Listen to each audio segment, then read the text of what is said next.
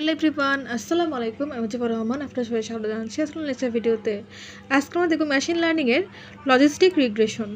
তো এর আগের লেকচার ভিডিওগুলোতে আমরা লিনিয়ার রিগ্রেশন নিয়ে আলোচনা করেছি এবং সেখানে লিনিয়ার রিগ্রেশনের দুটো টাইপ, সিম্পল লিনিয়ার রিগ্রেশন এবং মাল্টিপল লিনিয়ার রিগ্রেশন নিয়ে আলোচনা করেছি এবং সেখানে সিম্পল লিনিয়ার রিগ্রেশনের একটা এক্সাম্পল দেখেছি, মাল্টিপল লিনিয়ার রিগ্রেশনের ম্যাট্রিক্স অ্যাপ্রোচ আর লিস্ট স্কোয়ার মেথড দেখে আসছি। তো আগের ভিডিওগুলো যা দেখেনি তারা জন্য ডিসক্রিপশন বক্সে আমি লিঙ্ক দিয়ে দিব, আগের ভিডিওগুলো দেখে আসবেন। তো আজকে আমরা দেখব লজিস্টিক রিগ্রেশন। তো প্রথমে জেনে নিই লজিস্টিক রিগ্রেশনটা কী। It is a supervised classification algorithm use to predict the probability of a binary outcome 0 or 1। অর্থাৎ এটা একটা সুপারভাইজড ক্লাসিফিকেশন অ্যালগরিদম, তাই না? সুপারভাইজড মানে কি, যেখানে একটা লেভেল থাকবে, তাই না? এবং সেটা কী কাজে ব্যবহার করা হয়, সেটাকে প্রেডিক্ট করার ক্ষেত্রে ব্যবহার করা হয় এবং সেই প্রেডিকশনটা সে প্রবাবিলিটি আকারে দেয়, যেটা হতে পারে ক্যাটাগরিক্যাল বা বাইনারি, যেটা আউটকাম হতে পারে 0 or 1 এরকম type. Basically it predicts the probability that an input belongs to a particular class using a logistic or sigmoid function. অর্থাৎ এখানে একটা সিগময়েড ফাংশন ইউজ করার মাধ্যমে আমরা বলতে পারি যে আমরা যেটা আবার প্রেডিকশনটা করছি বা কাজ করব সেটা কোন ক্লাসের আন্ডারে বা কোন লেভেলের আন্ডারে, সেটাই হচ্ছে লজিস্টিক রিগ্রেশন আমাদেরকে বলে দেয় তার প্রবাবিলিটিটা। ক্লিয়ার? এখন আমরা দেখব লজিস্টিক রিগ্রেশনটা কেন ইউজ করা হয়। এটাকে ইউজ করা হয় ক্যাটাগরিক্যাল আর বাইনারি যে আউটপুটকে প্রেডিক্ট করার জন্য, এবং সেখানে কোন কোন ক্ষেত্রে ইউজ করা হয় দেখেন, এখানে কিছু রিয়েল লাইফ এক্সাম্পল দেওয়া আছে। যেমন হতে পারে স্প্যাম আর নট স্প্যাম, এটা ক্লাসিফাই করার জন্য লজিস্টিক রিগ্রেশন ইউজ করা হয়। ডিজিজ আছে নাকি নাই, যেমন ধরেন ক্যান্সার, সেটা আছে নাকি নাই আমরা যখন একটা প্রেডিক্ট করে তার দেখে টেস্ট রিপোর্ট দেখে, তখন সেখানে কিন্তু লজিস্টিক রিগ্রেশন ইউজ করা হয়। পাস ফেলের ক্ষেত্রেও কিন্তু আমাদেরকে লজিস্টিক রিগ্রেশন ইউজ করতে হয়। ফ্রড ডিটেকশনের ক্ষেত্রে আমাদের লজিস্টিক রিগ্রেশন ইউজ করতে হয়। তো এগুলো হচ্ছে আমাদের কিছু রিয়েল লাইফ এক্সাম্পল লজিস্টিক রিগ্রেশনের। তো এখন আমরা দেখব লজিস্টিক কার্ভ, যেটা হচ্ছে সিগময়েড ফাংশনের উপর কাজ করে। তো সিগময়েড ফাংশনটা কি সেটা আমরা সবাই জানি, যে sigmoid is equal to 1/1 + e⁻⁻z। এখন z বলতে কী বোঝায়, z হচ্ছে b0 + b1 x1 + b2 x2 + ... bn xn পর্যন্ত এরকম চলবে, তাই তো?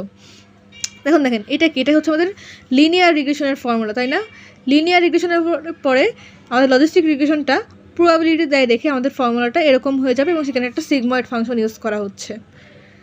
তো লজিস্টিক কার্ভের প্রপার্টিসগুলো হচ্ছে আমাদের আউটপুট রেঞ্জ হচ্ছে 0 থেকে 1 পর্যন্ত, কারণ সে কী দেবে, প্রবাবিলিটি দিবে, তাই না? সেজন্য তার আউটপুট রেঞ্জটা 0 থেকে 1 পর্যন্ত, এবং তার যে কার্ভটা হবে লজিস্টিক রিগ্রেশনের, সেই কার্ভটা শেপ হবে এস শেপের হবে, এস শেপের একটা কার্ভ হবে।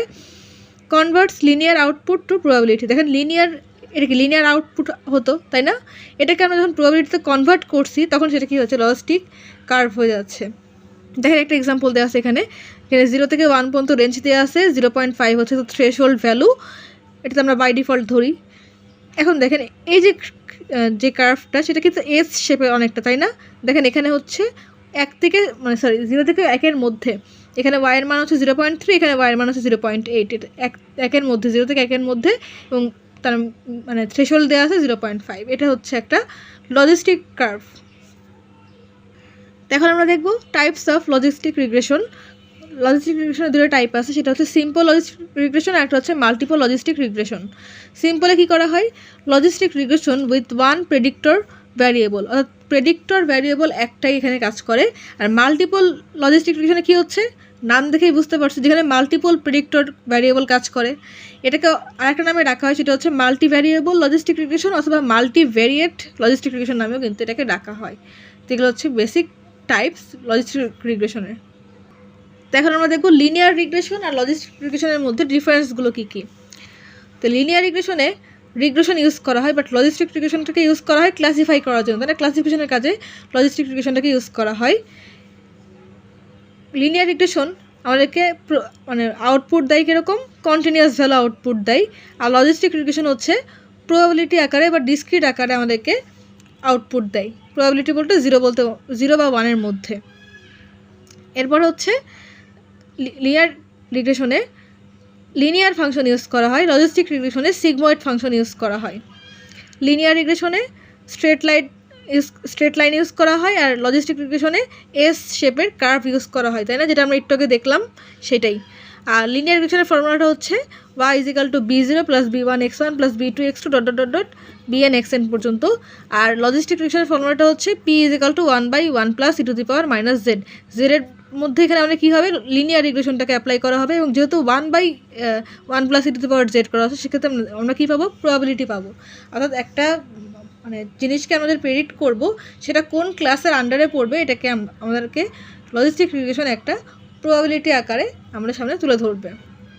তো এই তো কারণ মেনলি বেসিক্যালি আমাদের যেই লজিস্টিক রিগ্রেশনের যে থিওরিটিক্যাল কনসেপ্ট সেগুলো, তো এখান থেকে যদি আসে থিওরিটিক্যাল পার্টি আসবে। তো আজকের মতন এই পর্যন্তই। পরবর্তী ভিডিওতে আমরা অন্য কোনো টপিকস আলোচনা করব। তো পরবর্তী ভিডিও দেখার আমন্ত্রণ রইল। চ্যানেলটা এখনো যারা সাবস্ক্রাইব করেন, চ্যানেলকে প্লিজ সাবস্ক্রাইব করবেন, ভিডিওতে লাইক করবেন, কমেন্ট করবেন, শেয়ার করবেন।